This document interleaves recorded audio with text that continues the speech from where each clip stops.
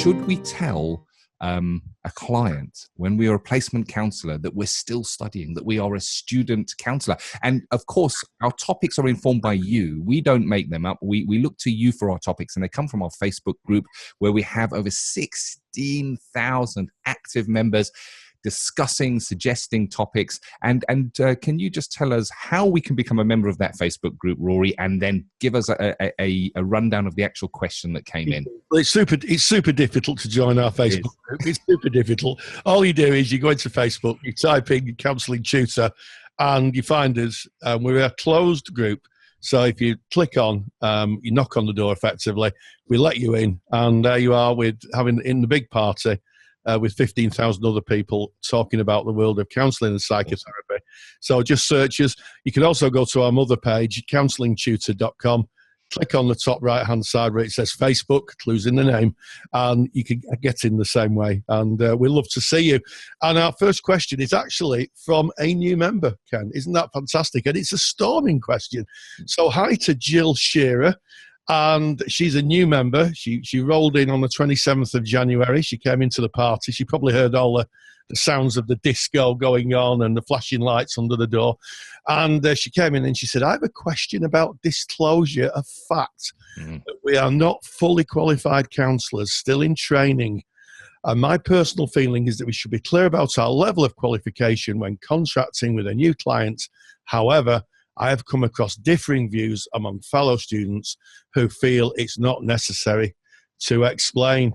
Well, I think that is a absolutely storming first question, isn't it? Oh yeah, it really is. And it's a question that comes up again and again. It came up when we were tutoring together, Rory. We used to get it from our learners.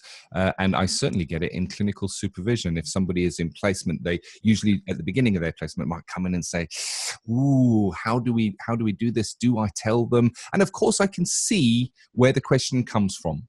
It comes from the point of view of, we know that we have done the learning and we know that we are fit for practice because we've been signed fit for practice. But if we give that information over to a client, would the client view us in a different way? And I think that the fear of disclosure might be based in that, Rory. Yeah, absolutely. The notion that someone says, well, I'm a student, and the client says, I don't want to be counselled by a student, it could be quite pushing, and it could be very difficult for the clients as well. So, the first thing here is if you're in placement, this is something that your placement should be taking care of. You know, when they're sending out any information initially, when clients come in for a referral or for an assessment, your organisation, in my view, should be transparent and say, you know, the reason we offer this free service is because we use a lot of students who are in the final years of training.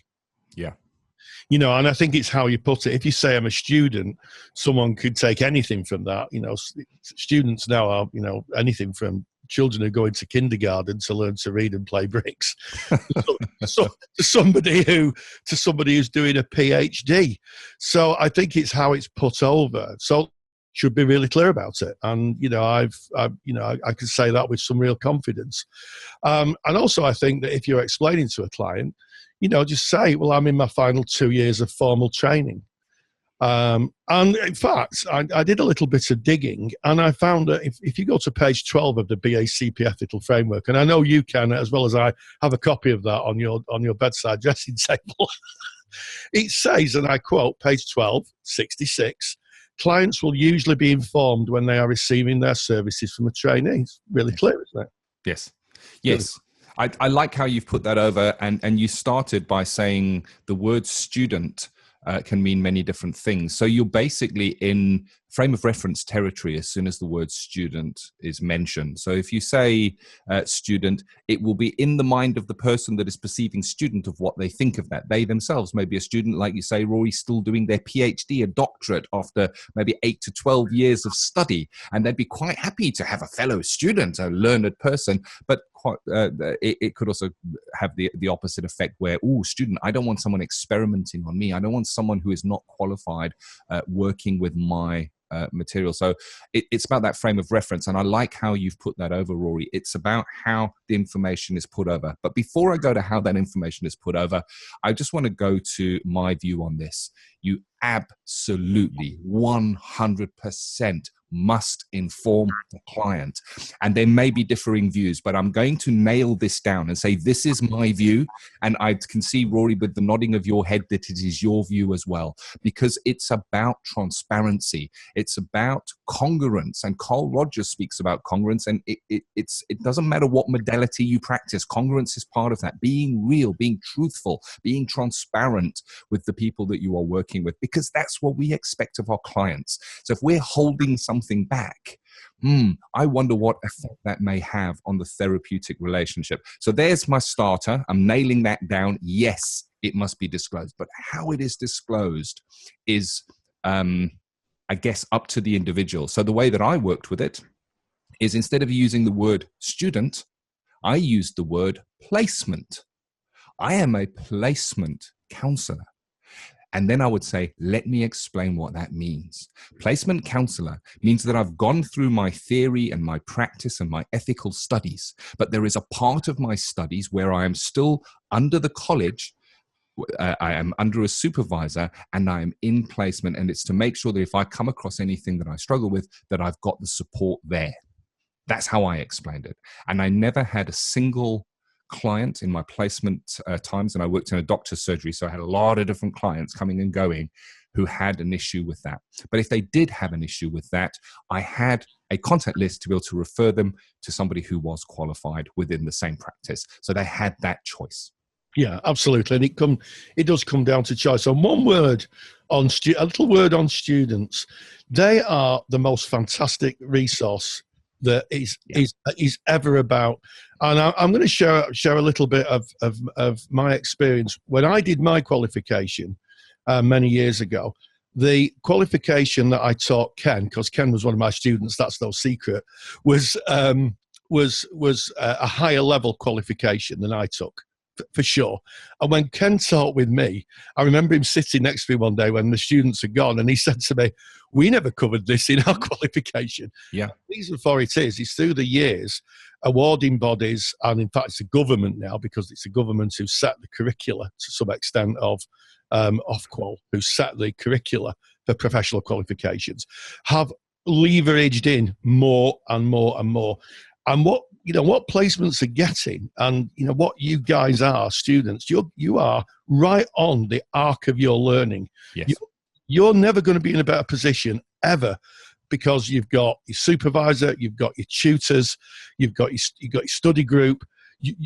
No other time, I don't think, after you qualify, will you be in a better place, unless you go back into formal education. You may do a master's degree or a PhD, but I think that if there is, and I hope that placement providers are listening to this, if a placement provider is saying to their students, don't tell the clients, what do they think about their resource, their students?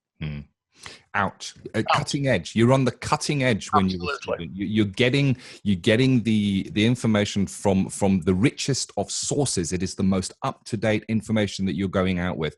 And I agree with you. It needs to be in your contract. And if it's not in your placement contract, hey, exercise candor. That's in the BACP ethical framework. Go to your placement and say, hey, why don't we let our service users know that we are placement counselors? It should be in your contract. And I'll tell you one reason why it should be in your contract: because of confidentiality. It's a cornerstone of counseling.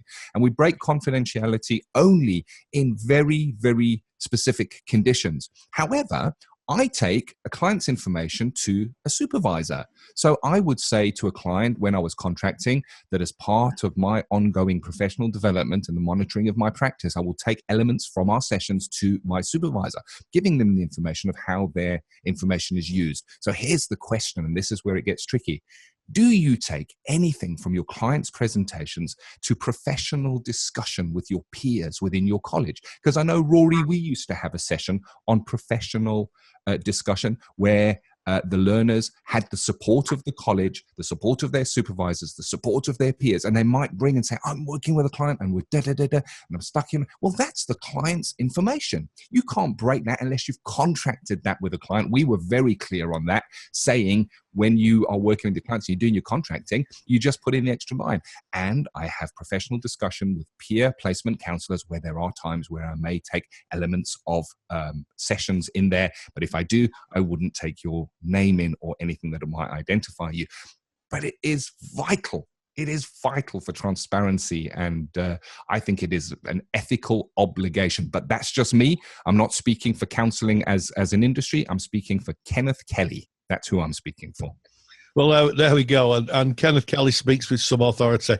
And I speak for Rory Lees when I say I think that I think that it is an ethic. I agree with Ken. It's an ethical imperative, and if there are any placements listening who insist that their students don't tell, maybe they need to have a bit of a sit down. Yeah, a bit of a sit down, a bit of a think, because all you have to do is, if you've ever taught counselling, as me and Ken have, or you run the groups that we do, you just see what an incredible, fantastic resource students are. They're in our Facebook page every single day. What about this theory? What about that theory? Yeah. How does this work? How does that work? Motivated, dedicated people. Fantastic. I love it. And you know what? I just want to end this off by saying I am a student counselor, because I learn all the time. When I have a session with a new client who maybe comes in with a new presentation, we learn together. I'm always learning. I do CPD all the time. I think that we are, I'm happy to wear a hat, cover up my bald head, Rory, that says lifelong student. And I'm proud to say that. I think when you stop learning and you know it all, that's when you should be worrying. Absolutely. And if you look at all those books behind me, that means I'm a student. I learn something new every day. There's not a day goes by when I'm not either writing the lectures or doing something else, some handouts, where I go, I never knew that. Wow. Or, wow, I could contextualize that information in a new way now. Fantastic.